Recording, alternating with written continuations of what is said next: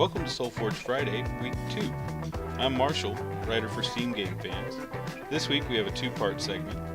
We'll be building a deck using the various cards we've gained over the last week due to login rewards and daily win rewards.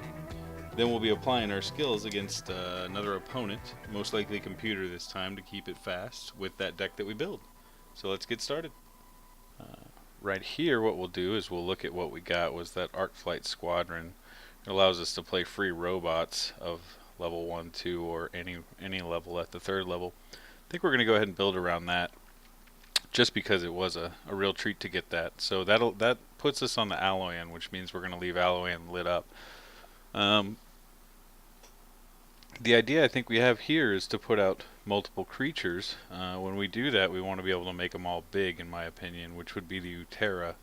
Utera's got some things to make some pretty big creatures, so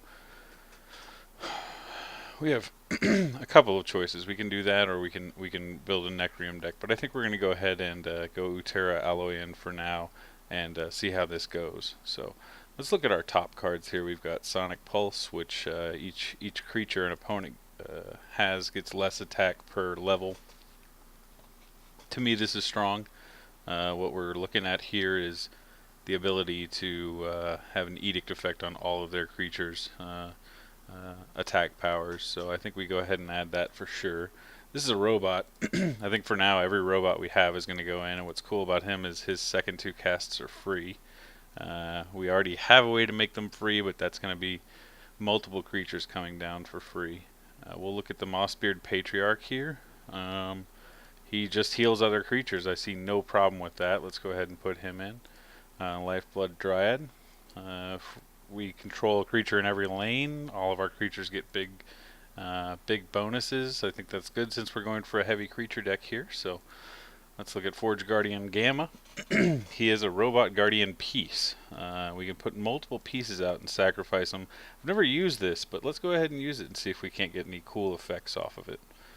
Ferocious Roar is one of the cards I wanted to target by giving all of our creatures larger amounts and breakthrough and such. That's going to be larger amounts of both health and damage. So Battle Technician is a great card. We're going to add both of these. This gives all of our other creatures more attack when it's in the center lane. So we're going to put 2 of those in. That puts us at 9 of 30 cards when we look at our rares and our heroics. So now we're going to, our heroics and our legendary. Now we're going to move to our rares. I think first thing we'll do is look at the Savant. We always want to use Savants. They're great cards.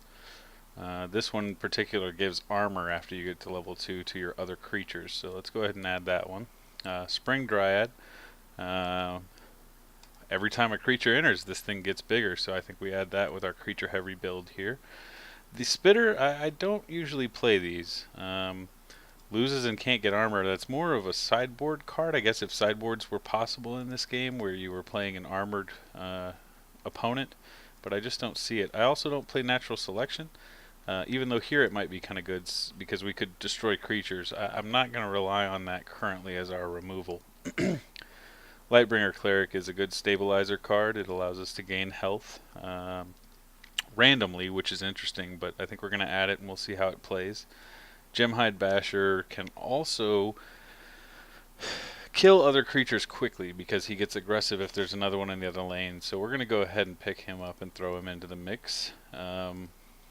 Forge Guardian Beta. This is going to be another Robot Guardian piece, so we throw these in. Force Field. This is armor for a single turn. I don't particularly care much for single turn effects, so we're going to skip that one for now. Scipion Augmentation gives the target creature in the center lane more attack and more health. However, it's free for its second 2. I think with the idea of the free casting, we're going to go ahead and put that in there. Alloy in General, as you know, is a great card. We saw it in the video last time, and we're going to go ahead and add 3 of these. This is going to be our first 3 of that we have and can put into the deck, which is nice. That's a really good 3 of to have. So we're now at 19. We have 11 more cards that we can fit in the deck. We're going to keep looking at what we've got here. Alloy in General was our last rare, so now we're on to the common cards. Nothing wrong with common cards. We simply, are in the common cards, which are easier to acquire. Looking at Vault Technician, I don't think he does anything special. This is just a leveling larger creature. I generally try to stay away from creatures if they don't do anything. Technosmith I really like here because we want to level cards.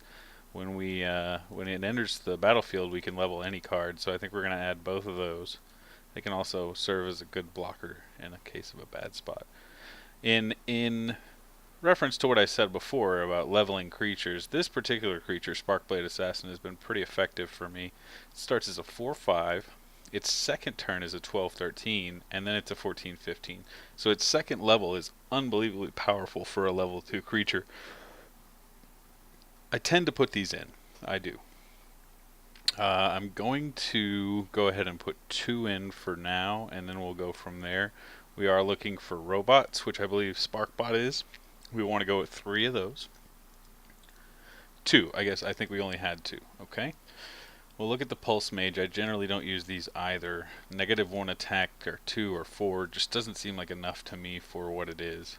Nexus Pilot I do like quite a bit. This will be trading with Battle Technician for a center lane spot, but I will add 2, and that gives us 3 more cards to add. That doesn't mean we can't go back and remove some if we find something we really do like here as well.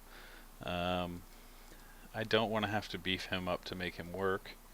Metamind Adept allows us to draw cards. However, right now we're not looking for more cards, we're looking for more creatures. The War Charger moves, and I do like that. It is a robot. You know, I guess we better add a couple here, and we'll see if they make the cut at the end of this. Hunting Pack is great. I've had this card go off for 5 when I had an empty board, and then you have 5 12/8s at level 3. However, I think we'll look at something with a little more stability where we're not gambling. What it does is you have a 50-50 shot of putting another one in the next space, but each one has another 50-50 shot of copying, so it is a very interesting card. We may look at that later on. Right now I want to fit in heavy artillery for sure, at least a couple of these to give some beef to big creatures in situations where we may need it. We're going to skip over some more of these Uterra cards. We will look at, I guess we do need to add this Robot Guardian piece if we plan to make that work. We'll add 2 of those. I don't know how well that strategy is going to work, but we'll try it, especially since we can play them for free with our legendary. Electronet I really like for removing some power from a creature, so I am going to add 2 of those, and we are going to have to make some cuts, as you can see here. Aegeus Conscript is really good since he's human. I'm not going to use him currently. We may do some different builds. So now we're at 35 of 30, and what we need to do is we need to cut 5 cards. Right now, in terms of faction, this is something I want to look at. We have a pretty good mix. However, we're fairly heavily on Alloyan right now, so let's look down and see if there's any reason to get rid of any of this. I can see us dropping 1 Electronet, considering we're going to be playing the computer, and this is something we may have to look at later. We actually could probably drop both Electronets for now. We're going on a creature heavy, which means we're going to be fairly aggressive. I think that also means we take the Sonic Pulse out for now since we're going creature heavy. And then I also think I want to drop the Gemhide Basher. Potentially, actually I think we're going to drop the Lightbringer Cleric. It's nice to gain health, but if we're going aggressive, we're going to kill quickly. We're not looking to gain health. So that leaves us 1 more card to cut. And I think what we're going to do is probably just cut this. Oh, I don't know how thick it made it in, to be honest, as a matter of fact. We're going to cut both Cadaverous Thickets. And we will add back, I say we add back the, probably the Sonic Pulse. I think that's our only sort of dampener in case we come up against another aggressive deck. We'll go ahead and name and save this deck, and then move on to the second video where we'll play this deck against a computer opponent.